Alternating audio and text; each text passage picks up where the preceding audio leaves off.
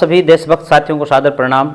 मैं हूं स्वामी आदित्य विश और आपका स्वागत करता हूं आपके अपने कार्यक्रम में क्रांतिकारियों की बात स्वामी आदित्य विश के साथ, जहां हम जानेंगे उन वीर सपूतों के बारे में, उनकी गाथाओं के बारे में जिन्होंने मातृभूमि के लिए अपने प्राणों की आहुति देने में संकोच नहीं किया। आज हम जिनके विषय में बात करने जा रहे हैं वो एक ऐसी वीरांगना है जिन्होंने नारी शक्ति के उस रूप को सामने रखा जिसे देख करके अंग्रेज की सत्ता कांप उठी थी। उनका नाम था वीरांगना बीना दास। 6 फरवरी 1932 को कोलकाता के विश्वविद्यालय के सभागार में इंग्लैंड की क्रिकेट टीम के पूर्व कप्तान और उस समय बंगाल के governor Francis talon Jackson degree वितरण समारोह के मुख्य अतिथि थे।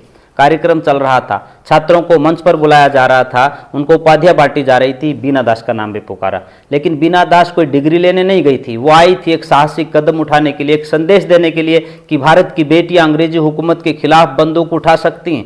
जैसे उनका नाम पुकारा गया, इस 21 वर्षीय युवती ने मंच की ओर कदम बढ़ाए और फिर अचानक एक के बाद एक जैक्सन के ऊपर 5 गोलियां दाग दी। दुर्भाग्यवश सभी गोलियां चूक गई, लेकिन बीना का इरादा स्पष्ट था। अब महिलाएं केवल रसोई नहीं, रणभूमि में उतर चुकी थी।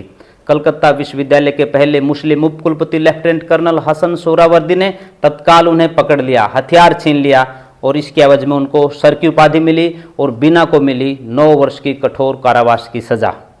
भले ही जैक्सन को गोली न लगी, लेकिन इस घटना ने पूरी दुनिया का ध्यान खींचा। विदेशी समाचार पत्रों में बीना दास का नाम छाया रहा। भारत की क्रांति में महिलाओं की भूमिकाओं की यह घटना अमर कर गई। बीना दास का जन्म 24 अगस्त 1911 को बंगाल के कृष्णानगर जिले में हुआ था। उनके पिता बेनी माधव दास ब्रह्म समाज के विचारक थे, माता सरला देवी समाज सेविका थी। बीना ने सेंट जोस स्कूल में पढ़ाई की और मात्र 17 वर्ष की उम्र में भोपाल बोस की गतिविधियों से जुड़ गई। वे छात्री संघ नामक महिला क्रांतिकारी संगठन की सदस्य बनी। इस संगठन की महिलाएं मुख्यतः पुरुष क्रांतिकारियों को रसद, सूचनाएं और हथियार पहुंचाने का काम करती थी, लेकिन बीना दास सिर्फ सहयोग नहीं चाहती थी, वो बराबरी की भागीदारी सुनिश्चित करना चाहती थी। यही सोच उन्हें 6 फरवरी की ऐतिहासिक घटना तक लेकर के आ गई। जेल की सजा के दौरान और रिहा होने के बाद उनका संघर्ष जारी रहा।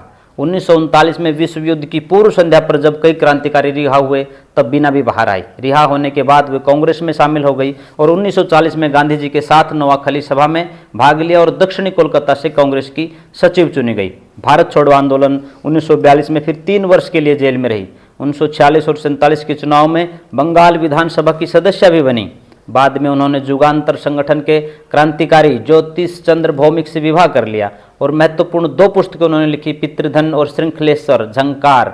आज़ादी के बाद भी बीना दास की निडरता कम नहीं हुई। 1971 में उन्होंने बांग्लादेश के मुक्ति संग्राम का समर्थन किया और 75 में इमरजेंसी का खुल करके विरोध किया। उन्होंने आज़ादी के बाद दी जाने वाली स्वतंत्रता सेनानी पेंशन को अस्वीकार कर दिया।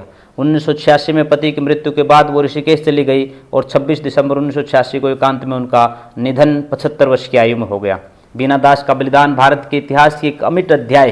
कलकत्ता विश्वविद्यालय को भी वर्षों बाद अपने अपराध का बोध हुआ। 70 वर्ष बाद 2012 में उन्होंने बीना दास को वह डिग्री मरणोपरांत उनके परिजनों को देकर के सम्मानित किया। हम मिशन नारीव्रत और आर्य समाज की ओर से इस महान क्रांतिकारी नारी को बारंबार नमन करते हैं और उनका जीवन हमें सिखाता है कि क्रांति केवल पुरुषों का कार्य नहीं, नारी भी ज्वाला बन सकती है जो अत्याचार के तख्तों को जला करके राख कर दे। धन्यवाद। जय हिंद। नमस्ते।